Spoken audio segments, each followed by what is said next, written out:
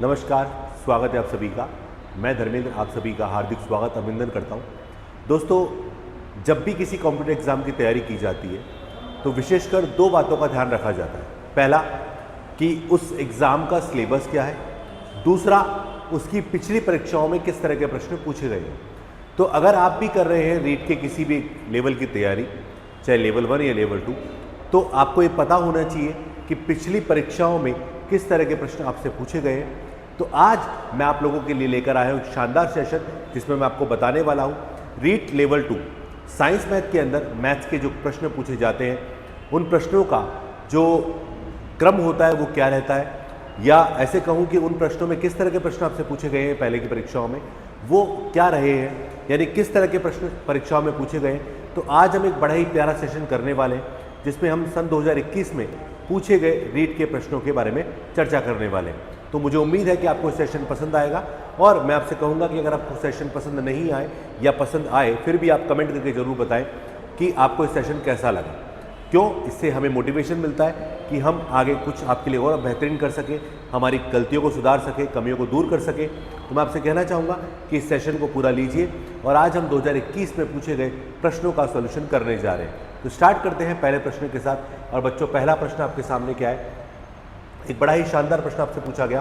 क्या पूछा गया? ये पूछा गया बच्चों कि 30 की पावर -5 गुणा 5 की पावर 12 डिवाइड बाय 625 गुणा 6 की पावर -5, इसका मान क्या है?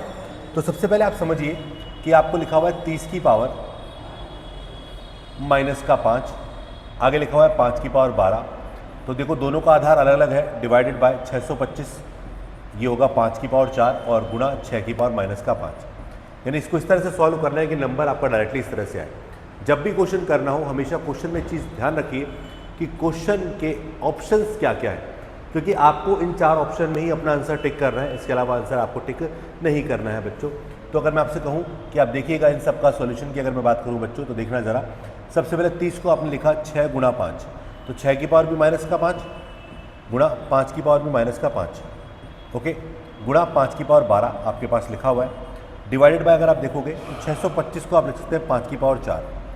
625 जो होता है बच्चों 5 की पावर 4 होता है। आपको बस यही करना है कि सेम आधार में आपको उनको लिखना है, ये 6 की पावर -5।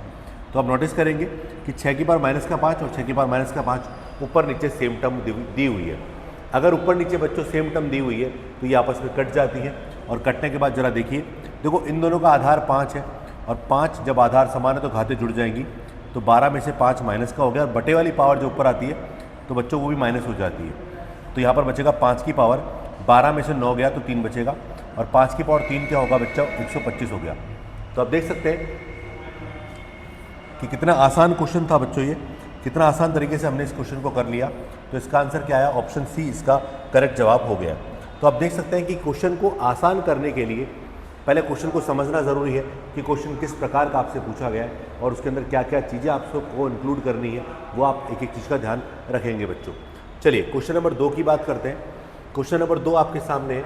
ये भी देखो आपको घातांक करने से दिया हुआ है, ठीक है। आप अपने सिलेबस को देखेंगे तो आपको पता चलेगा कि सिलेबस में घातांक का, वर्ग का, वर्गमूल का, इनका बहुत इंपॉर्टेंट रोल है और वहाँ से क्वेश्चन आपको परीक्षाओं में देखने को मिला है। क्या है? 6 की पावर 2x + 1 बराबर या बटे में 216,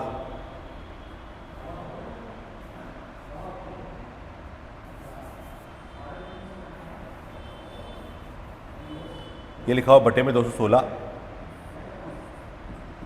बराबर क्या लिखा हुआ है? 36। तो पूछ रहा है x का मान क्या होगा। तो x का मान निकाल सकते हैं, जी हाँ। तो अब देखेंगे यहाँ 6 की पावर क्या है बेटा? 2x + 1 है हमारे पास, और बटे में 216 का मतलब क्या है? 6 की पावर 3 बराबर क्या है? 36, यानी 6 का स्क्वायर। अब आप देखेंगे जरा कि आपको यहाँ पर मैंने पूरा का पूरा नंबर किस में बदल दिया? 6 में बदल दिया, और आपको पूछ किसका मान रहा है? x का मान रहा है। तो मैंने पूरे को बदला तो यहाँ पर सबको 6 में बदला। देखो यहाँ 6 की पावर क्या हो गया? 2x + 1 हमारे पास है, पावर नीचे से ऊपर आएगी तो माइनस की हो जाएगी, बराबर 6 की पावर क्या है बच्चों? 2 है। अब आप जानते हैं, अगर आप जानते हैं कि भाई अगर बराबर के दोनों तरफ आधार समान है तो बच्चों उसका मतलब है कि घात भी क्या होती है? समान होती है। तो अब जरा देखिए यहाँ पर हो गया 6 की पावर 2x - 2 बराबर 6 का स्क्वायर। तो आधार समान है तो घातें बराबर हो जाएंगी, तो 2x - 2 बराबर क्या हो जाएगा बेटा? 2। आधार समान तो घातों को बराबर कर लिया है, और अगर हम देखेंगे घात को अगर हमने बराबर कर लिया है बेटा, तो यहाँ पर 2x - 2, अब 2x बराबर क्या हो जाएगा बच्चों 4, और x का मान क्या आएगा बेटा यहाँ से 2 आएगा। तो इस तरह से इस क्वेश्चन का आंसर x का मान क्या निकल कर आया, तो आप देख सकते हैं कि x का मान यहाँ पर 2 निकल कर आएगा, और यही इसका बच्चों क्या है, बिल्कुल सही जवाब है। तो आपको सिर्फ पेशेंस रख के करना है, यानी क्वेश्चंस को जल्दबाजी में नहीं करना है, आराम से करिए, इजी वे में करिए, बहुत पेशेंस रख के करिए। क्वेश्चन नंबर 3, ये हमारा जो क्वेश्चन नंबर 3 लिखा हुआ है, ये भी आपको बहुपद के ऊपर लिखा हुआ है। बड़ा ही सिंपल क्वेश्चन है, बड़ा ही आसान क्वेश्चन है। क्या कह रहा है ये, 3xy प्लस 2y² और 2x² में से इसको घटाने पर प्राप्त व्यंजक ज्ञात कीजिए। आप सबसे पहले क्वेश्चन को पूरा पढ़िए, हमेशा जब भी कोई पेपर दे रहे हैं आप, तो ये क्वेश्चन को पढ़िए पूरा कि इसको इसमें से घटाना है, ठीक है, नहीं इसमें से इसको घटाना है, इसको पढ़िए, में से इसको घटाना है।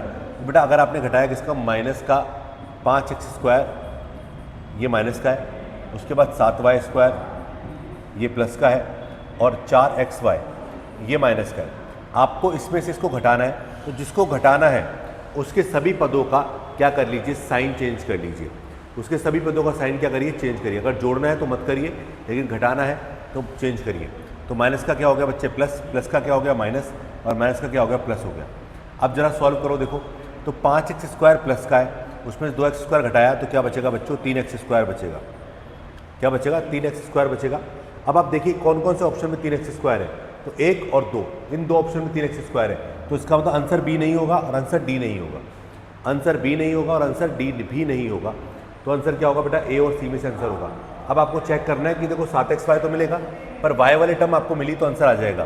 तो देखोगे यहाँ पर माइनस का 7y² है या प्लस का 2y² है, तो माइनस का 5y² आपका बचेगा। और कौन से ऑप्शन में बेटा, पहले ऑप्शन में। आगे चेक करिए, तो देखो यहाँ पर आप देखोगे y वाले टर्म्स को देखोगे, आगे हमारे पास x और y, अब बचा अपने पास कौन सा, xy वाला। तो 3xy प्लस 4xy बराबर 7xy। तो यहाँ पर ये आंसर जो आएगा बेटा, ऑप्शन नंबर हमारे पास ऑर्डर में लिखा हुआ है, उल्टा लिखा हुआ है, तो ऑर्डर चेंज करेंगे तो 7xy, ठीक है, उसके बाद माइनस का 5y² प्लस का 3x², और ये आ चुका है हमारे पास। तो इसका आंसर क्या होगा बेटा, ऑप्शन नंबर हमारे पास आएगा ए इसका करेक्ट आंसर है। तो देख लीजिए, मुझे उम्मीद है कि अब आपको पैटर्न समझ में आ गया होगा कि क्वेश्चंस को कैसे पूछा गया है परीक्षा में। सरल सरल प्रश्न है हमारे, टिपिकल नहीं है, ठीक है। चलिए अगला क्वेश्चन देखते हैं।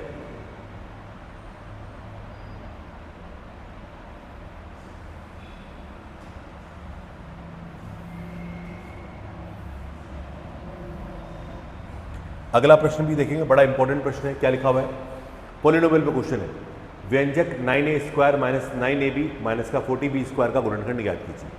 क्या है, व्यंजक का गुणनखंड ज्ञात करना है। अब मैं आपको बोलूँ गुणनखंड करने की अगर टेक्निक आपको पता है तो आप कर सकते हैं। मैं अगर मेथड की बात करूँ तो सुनना एक बार बेटा, लिखा हुआ है 9a² माइनस 9ab माइनस का 40b²।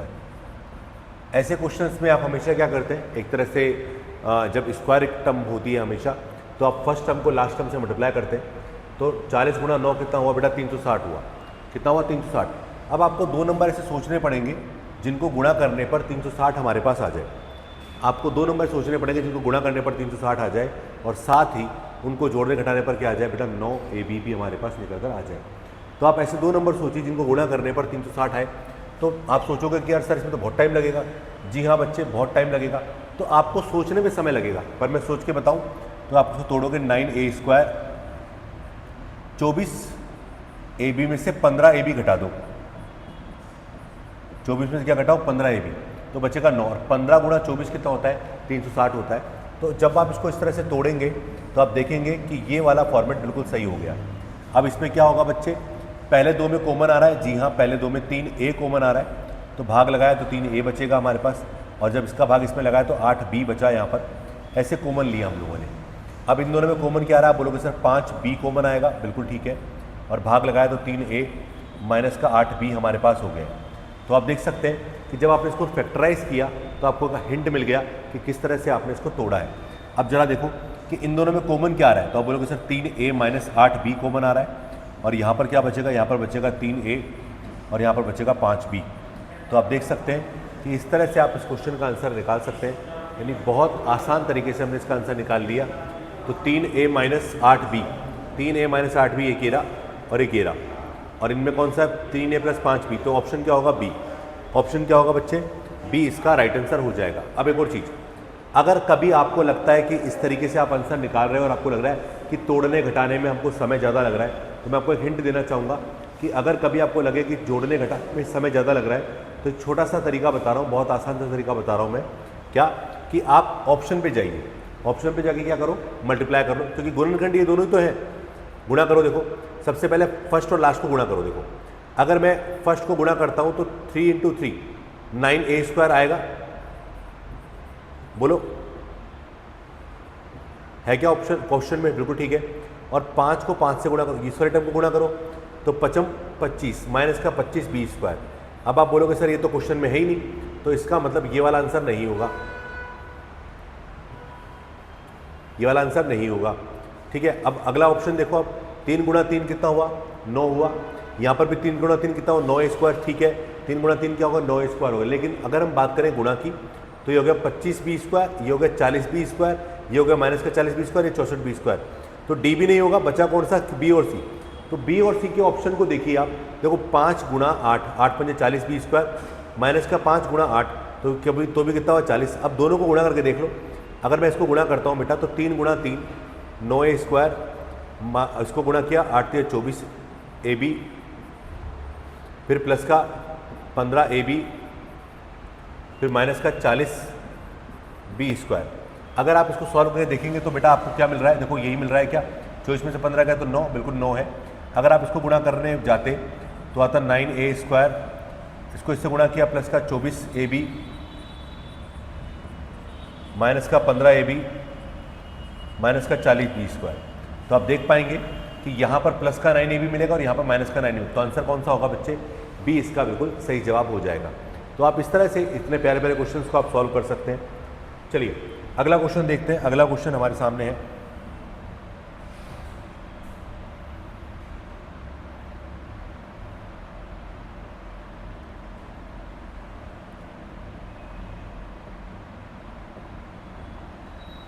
ये लिखा हुआ है x² plus 7x plus 10 divided by x plus 2 का मान क्या होगा।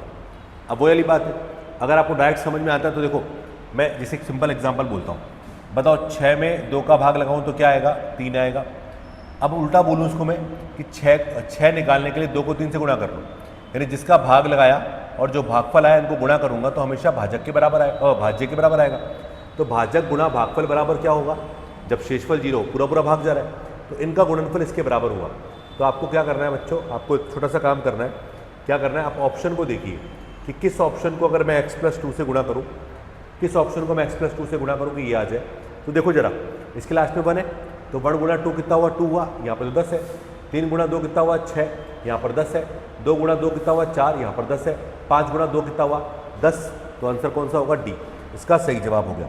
तो इस तरह से आप इसका आंसर सेकंडों में निकाल सकते थे, लेकिन आपको क्या करना है बच्चे, आपको इसकी छोटी सी गणित समझनी है। क्या समझनी है बेटा, देखो x² plus 7x plus 10 divided by x plus 2, आपको इसका मान निकालना था, ठीक है। अब आप क्या कर सकते हैं, पहला तरीका है कि आप ऊपर वाले को आप क्या करिए, फैक्टराइज करिए। तो आप तोड़ोगे तो ऊपर क्या आएगा, x², 7 को 2 नंबर में तोड़ा, एक तो 2x और दूसरा 5x।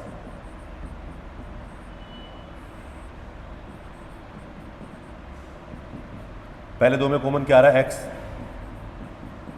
तो x प्लस 2 बचेगा, फिर 5 x प्लस 2 बचेगा, अपॉन में x प्लस 2, तो ऊपर देखो x प्लस 2 कॉमन आ गया, बचा x प्लस 5, अपॉन में x प्लस 2, कट गया है तो क्या बचा, x प्लस 5। बोलिए,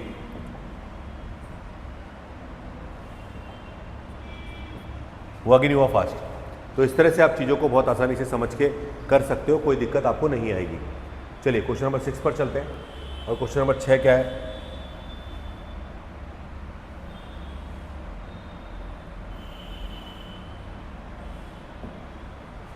एक परिमेय संख्या का हर उसके अंश से 8 अधिक है। परिमेय संख्या यानी यहाँ पर भिन्न संख्या के रूप में लिखा हुआ है, परिमेय संख्या यानी p बाई क्यू के रूप में लिखा हुआ है। तो ऐसी संख्या जो कि बोल रहा है, अब बोल रहा है परिमेय संख्या का हर जो उसके अंश से 8 अधिक है।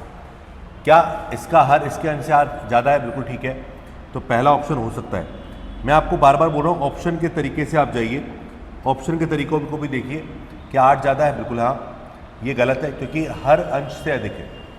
हर मतलब नीचे वाला हिस्सा अंश से यानी ऊपर वाले हिस्से से ज़्यादा है, तो ये भी गलत है। इसका अंतर कितना है? 6 है, तो ये गलत है। इकलौता ऑप्शन क्या हुआ? ए, इसका राइट आंसर होगा। बताओ, ऐसे क्वेश्चन परीक्षाओं में पूछे जाते हैं। लेकिन वही है, अगर आपको बेसिक नॉलेज है, आपको ये सब चीज़ें पता है कि इस तरह से भी किया जा सकता है, तो आप चुटकियों में कर सकते हैं। तो p बाई क्यू का मान आपको क्या, इसमें क्या बोला, ये मान आपने भिन्न मान लिया आपने। ओके, आप मुझे क्या कह रहे हैं? परिमेय संख्या का हर उसके अंश से 8 अधिक है। तो यहाँ पर जो हर है q वो अंश से p से 8 ज़्यादा है, तो पहला कंडीशन हमारा ये निकल कर आ गया है। आगे क्या बोला? यदि अंश में 17 जोड़े और हर में क्या बोल रहा है? यदि अंश में अपन ने 17 जोड़ा और हर में अपन ने क्या किया? हर में से 1 घटाने पर, यह क्वेश्चन में लिखा हुआ नहीं है, मैं लिख देता हूँ यहाँ पर। हर में से 1 घटाने पर परिमेय 3/2 हो जाती है। अंश में क्या जोड़ रहा है बेटा? अंश में आपको बोल रहा है 17 जोड़ना है, तो p प्लस क्यू यानी p में 17 जोड़ा और q में क्या किया? 1 घटा दिया, तो भिन्न 3/2 हो जाती है। ये उसने आपको बोला है, तो सिंपल बनाइए इसको। तो ब्रजगुणा करोगे तो आएगा 2p 34 3q माइनस 3। अब सॉल्व करोगे तो 2p माइनस 3q, ये उधर जाएगा तो माइनस का 37 हो जाएगा। ये समीकरण नंबर 2। 1 और 2 को जोड़ना है, तो आप एक काम करो, q का मान इसमें रख दो। तो 2p माइनस 3, q का मान क्या है? p प्लस 8 बराबर माइनस का 37। तो 2p माइनस 3p माइनस का 24, ये आ गया। यहाँ पर आप देखोगे तो यहाँ पर क्या बचेगा बेटा? हमारे माइनस का p, और ये उधर जाएगा तो आप देखो यहाँ पर उधर जाएगा तो माइनस का 37 प्लस 24 यानी माइनस का 13। तो p का मान आ गया 13, और p का मान 13 है तो q का मान निकालोगे तो q का मान आएगा बेटा 8। कैसे? ये रहा 13 प्लस 8 यानी 13 प्लस 8 यानी 21। तो p बाई क्यू का मान क्या आ गया? 13/21 हमारा राइट आंसर हो गया। तो 6 का आंसर क्या आ गया? इस तरह से ए इसका सही जवाब होगा।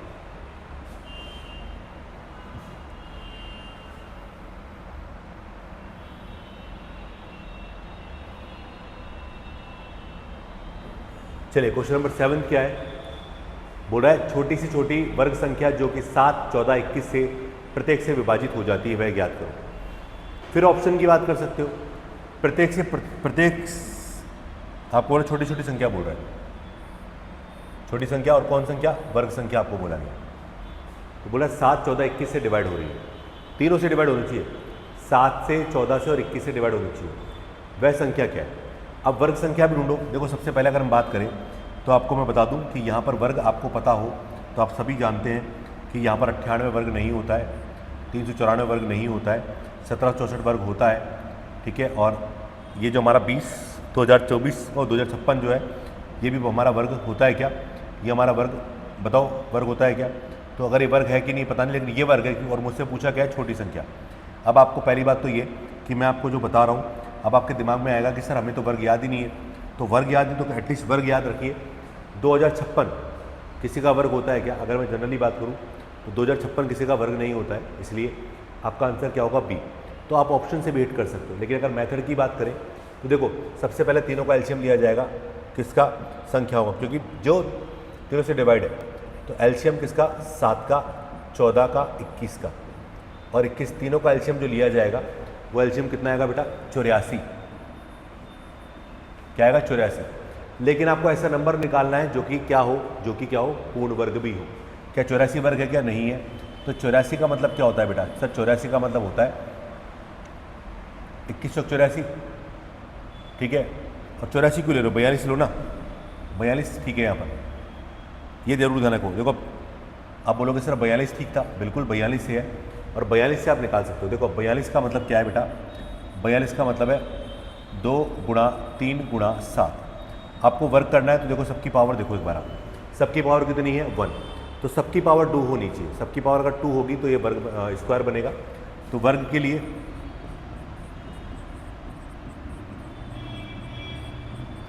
तो यहाँ पर 42 को आप किससे गुणा करोगे, 2 की पावर 1 कम है तो 2 से गुणा करो, 3 की पावर 1 कम है 3 से गुणा करो, 7 की पावर 1 कम है 7 से गुणा करो, तो होगा 42 का स्क्वायर 1764, और यही इसका राइट आंसर है। तो ऑप्शन बी 7वें क्वेश्चन में आंसर क्या आएगा बेटा, बी इसका बिल्कुल सही जवाब है।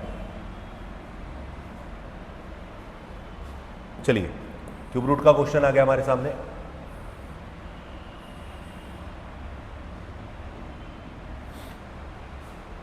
क्या कह रहा है क्यूब रूट वाला क्वेश्चन, ये कह रहा है कि ढंग से पढ़ना है इस क्वेश्चन को, पता चलेगा आपको। अभी ऑप्शन से नहीं करना है, इसको डायरेक्टली करो पहले एक बार। ये लिखा हुआ 1/8,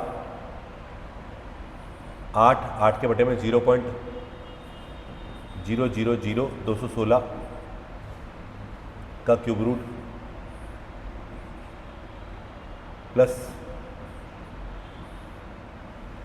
0.000343 का क्यूब रूट। क्यूब रूट निकालने से पहले आपको पता होना चाहिए कि क्यूब क्या है। जैसे 216 क्यूब है क्या, हाँ जी 6 का क्यूब है, पर आप इसको देखिए यहाँ पर एक अंक के बाद कितने अंकों बाद, 6 अंकों बाद पॉइंट लगा हुआ है, तो 6 अंकों बाद पॉइंट लगा हुआ है, इसका मतलब है क्यूब करते समय नॉर्मली अगर हम बात करें तो एक अंक का क्यूब होता है, तो मतलब एक अंक पर क्यूब होता है, तो क्यूब करने के बाद एक अंक पर पॉइंट होता है, तो इसको समझना, दोबारा बोलता हूँ, एक अंक पर पॉइंट होता है तो क्यूब करने के बाद 3 अंकों पर पॉइंट चला जाता है। कितने अंकों पर, 3। तो यहाँ पर 6 अंकों पर गया तो कितने अंकों पर था, 2 अंकों पर, तो इसका मतलब ये होना चाहिए 1/2 का क्यूब रूट क्या बनाया 2, और ये आएगा 0.06, क्योंकि 6 का क्यूब है इसलिए। अब अगर आगे बात करें यहाँ पर देखें तो ये 7 का क्यूब है, लेकिन 6 अंकों बाद पॉइंट है तो कितना होगा, 2 अंकों बाद 0.07, तो 0.06 ऊपर चला गया, 0.06 डिवाइडेड बाय 2 प्लस 0.07, और जब इसको आपने 2 से डिवाइड किया तो 0.03 हमारे पास हो गया, प्लस 0.07 हमारे पास हो गया, तो 0.10 हमारा आंसर हो गया। यानी 0.10 यानी ऑप्शन कौन सा है, ऑप्शन हमारे पास है सी, क्योंकि पॉइंट के बाद 0 लगा सकते हैं, कोई दिक्कत आपको नहीं आएगी। तो देख लीजिए इस तरह से आप इस क्वेश्चन को आसानी से कर सकते थे, कोई दिक्कत आपको इसमें नहीं आएगी। ठीक है,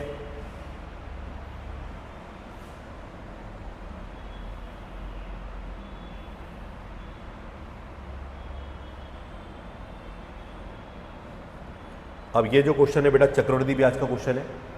शंकर मशीन खरीदने के लिए 25,000 रुपये का ऋण लेता है। वह 1 वर्ष 6 माह बाद 12% वार्षिक ब्याज की दर से कितना धन लौटाएगा, जबकि ब्याज वार्षिक संयोजित होता है। अब यहाँ पर अर्धवार्षिक लगना चाहिए था, क्योंकि 1 वर्ष 6 महीने बोला है, लेकिन कंडीशन दे दी कि वार्षिक ब्याज संयोजित होता है। इसका मतलब वार्षिक संयोजित का मतलब, इसका मतलब है, पहली बात तो समझो कि वार्षिक संयोजित का मतलब ही चक्रवृद्धि होता है, हर साल ब्याज जुड़ेगा। तो इसका मतलब देखो पता है क्या है, देखो आपको ये समझना है, देखो कई सारे तरीके से आंसर निकाल सकते हैं, पर सीधा तरीका क्या होता है इसका, देखो 25,000 रुपये मूलधन है, आपको पहले साल के ब्याज, आपको पहले साल के बाद जो ब्याज मिल रहा है बच्चों, वो कितना मिल रहा है, हमें मिल रहा है 12%। तो पहले साल में मिश्रधन कितना होगा, 112% होगा। और अगर हम 6 महीने की बात करें तो अगर साल में 12% वार्षिक है, तो आगे जो समय बचा 6 महीने का, उसमें 6% ही मिलेगा, आधा ही तो मिलेगा। तो आपको सीधा यहाँ क्या करना है, 106 करना है डिवाइडेड बाय 100, और आपसे पूछ रहा है कुल कितना धन लौटाएगा, तो मिश्र धन ही पूछ रहा है आपसे। चलिए ये 3 जीरो कट गई हमारे पास, बिल्कुल ठीक है। 25 से काटा 5 बार, और 5 से काटा 5 बार, 5 से काटा 2 बार, 2 से काटा 53 टाइम। ठीक है, अब आपको देखना है कि आपका आंसर क्या होना चाहिए। तो आप देखोगे इकाई अंक से देख सकते हो क्या, इकाई अंक देखेंगे, इसको थोड़ा गुणा करेंगे, 560 तो हमारे पास ये हो गया, गुणा 53। तो देखो लास्ट में 0 तो आएगा, फिर 0 आएगा, फिर 8 आएगा, 0 का 0, 6 × 8 18 का 8, तो इन दोनों ऑप्शन में 8 है, ऑप्शन बी और ऑप्शन डी। तो आंसर कौन सा है, बी और डी वाला। तो अगर आप देखोगे कि बी और डी में आप देखोगे तो आंसर दोनों को गुणा करेंगे, 6 × 18 का 8 कैरी 1, 15 16, 16 और 30, 46 का 6 हासिल 4, 25 4 29, तो 29,680, यानी ऑप्शन आया बच्चे डी, इसका एकदम करेक्ट आंसर आ गया। तो क्वेश्चन नंबर 9 में क्या आया बेटा, डी इसका बिल्कुल एकदम करेक्ट आंसर हो गया है। चलिए 10वां क्वेश्चन देखते हैं अगला।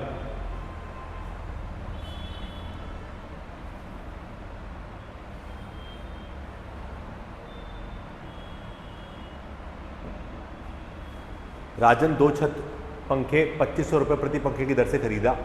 उसमें से एक पंखे को 15% लाभ और दूसरे को 8% हानि से बेचा।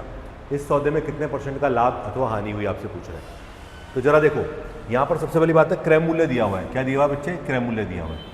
और विक्रय मूल्य नहीं दिया हुआ है, तो आपको बोल रहा है कि लाभ हानि कितना है। तो सीधा सीधा क्वेश्चन है इसका। तो पहले पे 15% लाभ, तो 15% यानी प्लस का 15, फिर दूसरे पर 8 के हानि। और क्या करोगे आप इसके अंदर? आप इसमें छोटा सा काम करोगे, जितनी वस्तुएं हैं उनको जोड़कर उसका भाग लगा दो। तो देखो 7 में 2 का भाग लगाए तो 3.5%। और आंसर किस में आएगा? प्रॉफिट में।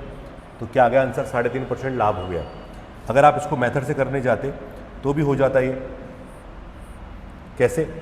जैसे कि मैं लिख देता हूँ यहाँ पर, सीपी अगर पहली वस्तु का 100 रुपये माना, मूल्य दे रखा है, छोड़ो मूल्य को, तो विक्रय मूल्य कितना होता बेटा? 115 होता। दूसरी का सीपी अगर हमने माना 100, तो यहाँ पर जो हमारे पास सेलिंग प्राइस होगा वो होगा 92। तो अगर आप बोलोगे टोटल सीपी कितना आया, तो आप बोलोगे टोटल सीपी आया 200 रुपये। और टोटल एसपी पूछो तो कितना आएगा? आप बोलोगे दोनों को जोड़ दो। तो अगर हम दोनों को जोड़ेंगे तो 207 रुपये हमारे पास आ गया। और यहाँ पर प्रॉफिट हुआ 7 का, किस पर? 200 पर।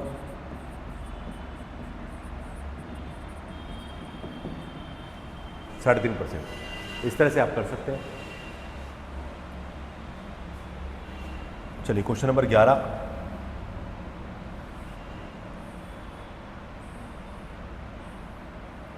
ये हमारा यूनिटरी मेथड पे समय काम के आधार पर क्वेश्चन है। स्वच्छ भारत अभियान के तहत 20 स्वयंसेवक अपने गांव को 8 दिन में स्वच्छ कर सकते हैं। यदि गांव को 5 दिन में स्वच्छ करना है तब कितने स्वयंसेवक की आवश्यकता होगी? तो सीधा कॉन्सेप्ट होता है M1D1 वाला। तो 20 आदमी अगर काम करते हैं 8 दिन में, तो x आदमी काम करेंगे बेटा 5 दिन में।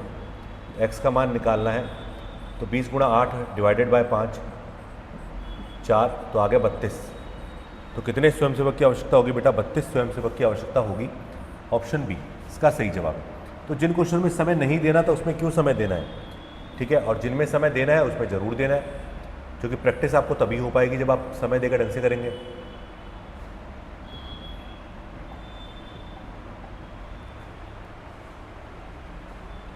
यही था ना? हो गया पिछला वाला? ठीक है। हाँ जी, पार्थ कार द्वारा झुंझुनू से जोधपुर 60 किलोमीटर प्रति घंटे की औसत चाल से 6 घंटे में पहुंचता है। मान लो मैं पार्थ हूँ और मैं 60 किलोमीटर प्रति घंटे की चाल से चलता हूँ और 6 घंटे में कहीं पहुँच जाता हूँ। तो बताओ मैंने दूरी कितनी ट्रैवल करी? तो बेटा डिस्टेंस ट्रैवल 60 की चाल से 6 घंटे अगर वो चलेगा तो 360 किलोमीटर का डिस्टेंस ट्रैवल करेगा। आगे बोल रहा है वापस लौटते समय, ये वापन में लिखा हुआ वापस है, लौटते समय कार की औसत चाल क्या रही होगी यदि 4.5 घंटे लगे? तो अब की बार समय 4.5 लग रहा है पर दूरी तो यही है। तो आपको क्या बोल रहा है? स्पीड बताओ। तो स्पीड बराबर क्या है बेटा? डिस्टेंस कितना ट्रैवल किया होगा? 360, और समय कितना लगा? 4.5 घंटे। ठीक है, तो इसका मतलब अगर 4.5 का भाग लगाओगे आप तो बेटा कितना आएगा? ये 80 किलोमीटर प्रति घंटा। पॉइंट आया? 36 हो जाएगा। काट दिया, 9 से काटा 400 बार, 9 से काटा 5 बार, तो 80 किलोमीटर प्रति घंटा, यानी ऑप्शन आएगा ए।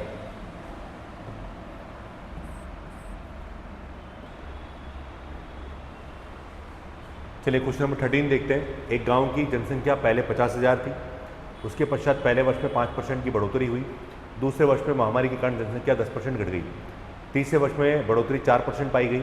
गांव की वर्तमान जनसंख्या क्या है? परसेंटेज का बहुत सरल सा प्रश्न है और बहुत ही आसान प्रश्न है बच्चों। देखते हैं कि देखो आज जनसंख्या 50,000 है, तो पहले साल में कितनी बढ़ रही है बेटा? 5% बढ़ रही है। तो 5% बढ़ने का मतलब क्या हो गई? 105% हो गई है। फिर अगले साल आपको क्या बोल रहा है कि दूसरे वर्ष में, ये दूसरे वर्ष लिखा हुआ है, 10% कम हो गई। तो कमी का मतलब क्या होगा बेटा? 90% हो गई हमारे पास। और तीसरे वर्ष 4% बढ़ रही है तो 104% हो गई है। चलो सिंपल कैलकुलेशन करते हैं। 4 जीरो कट गई हमारे पास, बिल्कुल ठीक है। अब देखो 1 जीरो हमारी ये कट गई है, ओके ये भी ठीक है। 5 से काटा 5 दूनी 10 और 2 से काटा इसको 52 टाइम। अब आपको ऐसा आंसर देखना है जो आपको यहाँ पर इसके नज़दीक दिखे। सबसे पहले ऐसा नंबर 9 से कटना चाहिए जो, तो 105 गुना, इनको गुणा करेंगे तो 9 से कटना चाहिए। ये 9 से नहीं कट रहा, ये 9 से नहीं कट रहा, ये 9 से कट रहा है, ये नहीं कट रहा, तो ऑप्शन सी आंसर होगा। तो आंसर क्या है बेटा? इसका आंसर है सी। कौन सा आंसर है? सी इसका आंसर है। पर चेक करते हैं, मैं आपको चेक करके बताऊंगा, संतुष्टि जरूरी है। देखो 105 गुणा 9 तो 945, तो हमारा ये हो गया, गुणा 52 मल्टीप्लाई करेंगे, 5 दूनी 10 का 0 कैरी 1, 8 और 1 9, 9 और 25, 9 और 25 होता है 34, ठीक है 40 आ रहा है, ठीक है। कैरी 3, कैरी 3 तो 9 दूनी 18, 18 और 3 21, 21 और 10, 21 और 20, 41 का 1 हासिल 4, 45 और 4 49, तो 49,140। तो इसका आंसर बिल्कुल आप देख सकते हैं कि ये कितना आसानी से हमने क्वेश्चन कर लिया। तो आप देखिए मैंने बिना गुणा किए इसको सॉल्व किया, मैंने बिना गुणा किए इसको सॉल्व किया, तो 13वें आंसर क्वेश्चन में क्या है बेटा, सी इसका राइट आंसर है। तो इस तरह से इस क्वेश्चन नंबर 13 को आप सॉल्व कर सकते थे। चलिए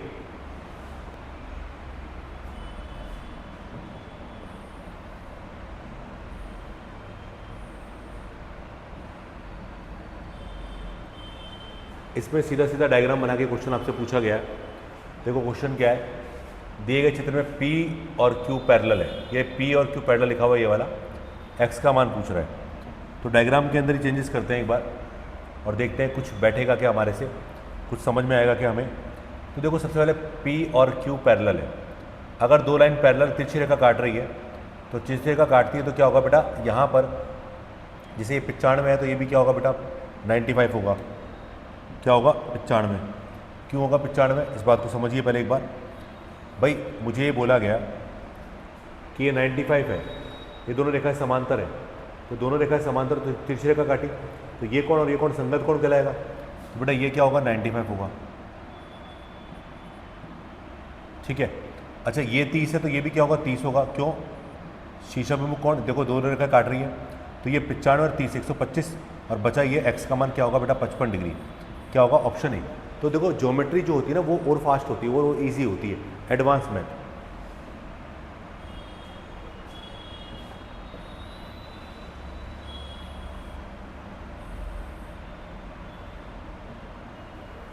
ये दिया गया है त्रिभुज ABC और FDE, ऑर्डर देखिए सर्वांग सम लिखा हुआ है, ठीक है। AB बराबर 5, कोण B बराबर 40, कोण A बराबर 80, तो कौन सा कथन सही है। तो सबसे पहले तो आप डायग्राम बनाइए और इसी ऑर्डर में बनाइए जिस ऑर्डर में लिखा हुआ है। ABC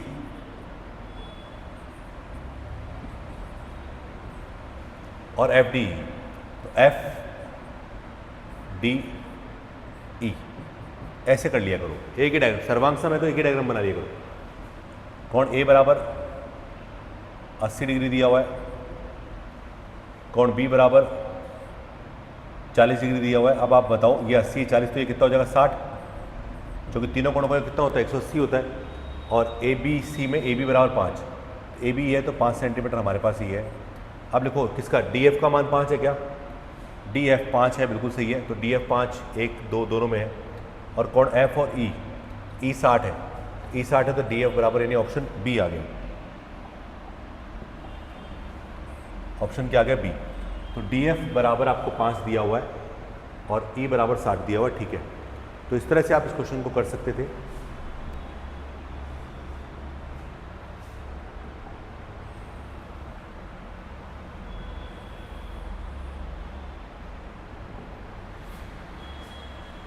क्वेश्चन नंबर 16 क्या लिखा हुआ है, 588 मीटर लंबे 50 मीटर चौड़े एक आयताकार खेत में एक 30 मीटर लंबा और 20 मीटर चौड़ा और 12 मीटर ऊंचा, नहीं 12 मीटर गहरा टाँका खोदा जाता है, एक गड्ढा मान लो आप उसको।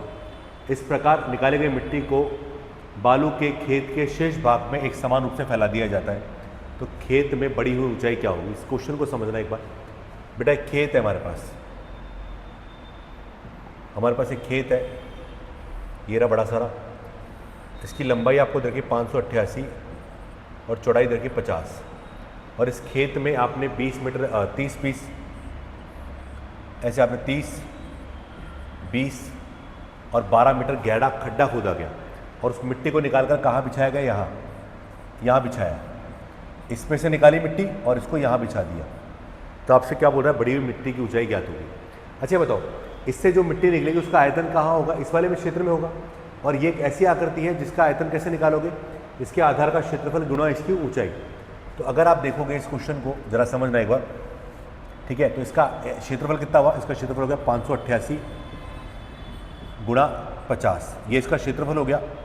और इस जो हम बात करें इसके अंदर ये वाला हिस्सा है जो माइनस कर दो आप, क्यों, क्योंकि अपन को इस पूरे का क्षेत्रफल निकाला, तो इसमें हिस्सा कितना माइनस हुआ 30 गुणा 20, ये इस आकृति का आधार का क्षेत्रफल हो गया गुणा इसकी ऊंचाई जो इसमें मिट्टी बिछाई गई। सुनना मेरी बात, आपने क्या किया, इस पूरे गड्ढे में, इस गड्ढे से निकाली गई मिट्टी को इस पूरे में बिछाया।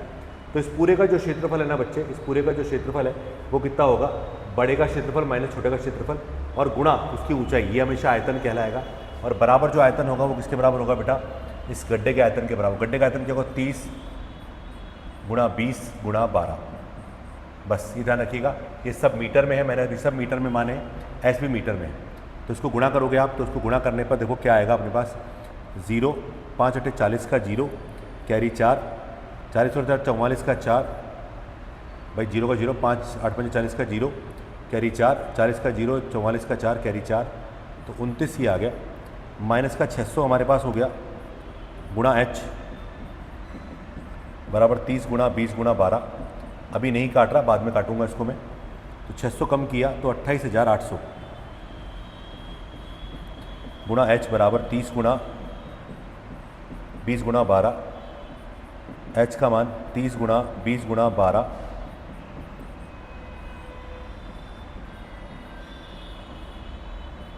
दो जीरो कट गई हमारे पास, 12 से कट गया, 12 दूनी 24, 12 चौक 48, 6 से कट गया 4 बार, तो फाइनली 1/4 मीटर आ गया।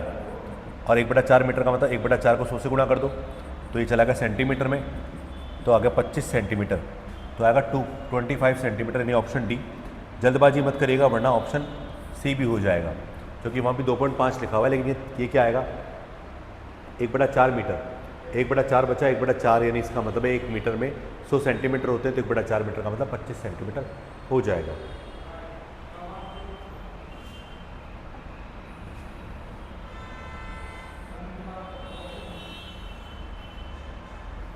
एक घनाभ की बीमाएं 60, 54, 30 है।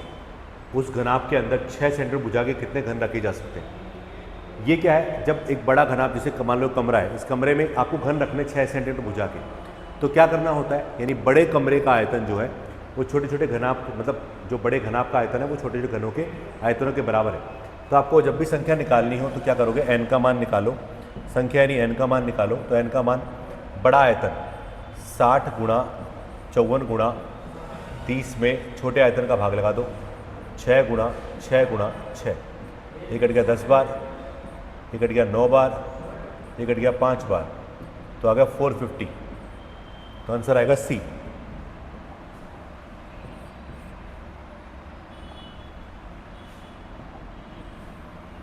चलिए हमारे पास आ गया एक तरह से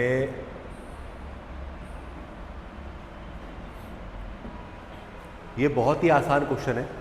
ये तो मैं कहूँगा लल्लू पल्लू क्वेश्चन है। अगर आप एग्जाम में ऐसा क्वेश्चन देखते हो और छोड़ते हो तो आप अपना समय व्यर्थ कर रहे हो। नीचे दी गई बारंबार सारणी के लिए 60 किलोग्राम से कम वजन वाले व्यक्तियों की संख्या। अब 60 से कम देखो, अगर आप देखोगे ढंग से इसको श्रेणी को, तो आप देखिए यहाँ पर ये 60 आ गया, इससे कम इधर वाले तो कौन है, 4 + 5 9 + 10 19 और 7 26 इसका करेक्ट आंसर है। ये लीजिए, तो बहुत आसानी से इसको कर सकते थे आप। ये बहुत ही आसान प्रश्न है हमारे लिए, ठीक है। चलिए क्वेश्चन नंबर 19 में अगर हम देखें, देखो पाई चार्ट के क्वेश्चन बहुत आसानी से पूछे जाते हैं आपको।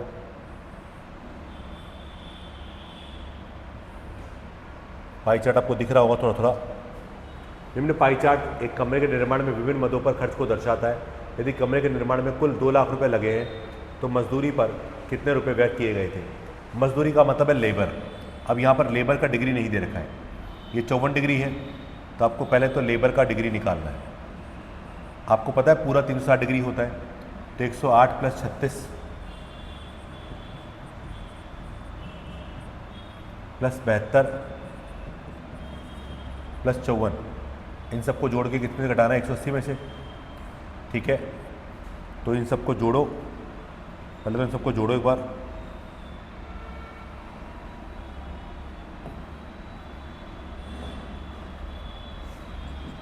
ये हो गया 90, 180, 270 डिग्री हो गया हमारे पास। तो बेटा लेबर जो है वो 90 डिग्री रह जाएगी, क्योंकि पूरा 360 होता है ना, और लेबर का मान निकालना है। तो 2 लाख का 90 डिग्री, तो 90 × 360 यानी 1/4, 50,000 रुपये। ऑप्शन 20 का सही जवाब। और ये मैथ्स का लास्ट प्रश्न है। पिछली बार इस सिलेबस में ये प्रायिकता को जोड़ा गया था और बड़ा ही अच्छा क्वेश्चन बनाया यहाँ पर, क्योंकि प्रायिकता दी गई थी। एक थैले में 15 लाल गेंदे और कुछ हरी गेंदे हैं। एक थैले में 15 लाल है और कुछ हरी गेंदे। एक हरी गेंद निकालने की प्रायिकता 1/6 है, तो हरी गेंद की संख्या क्या है? तो सबसे पहले अगर मैं हरी गेंद की संख्या मान लूँ, देखो सबसे पहले let number of green ball that is x। तो इसका मतलब कुल बॉल कितनी हो गई? तो टोटल बॉक्स बॉल हो जाएगी हमारे पास x + 15। अब ग्रीन निकालने की प्रायिकता क्या है? x अपॉन एक बॉल निकालिए तो x + 15 बराबर 1/6 आपको दिया गया है। बस यही तो है, ब्रज गुणा कर लीजिए 6x बराबर x + 15, 5x बराबर 15, x बराबर 3। तो आप इस तरह से देखेंगे कि ग्रीन बॉल कितनी है बेटा? ग्रीन बॉल आप बोलोगे कितनी? 15, यानी कितनी आ गई हमारे पास? 3। क्या आ गए? 3। आप चेक कर सकते हैं, 3 + 15 यानी 18।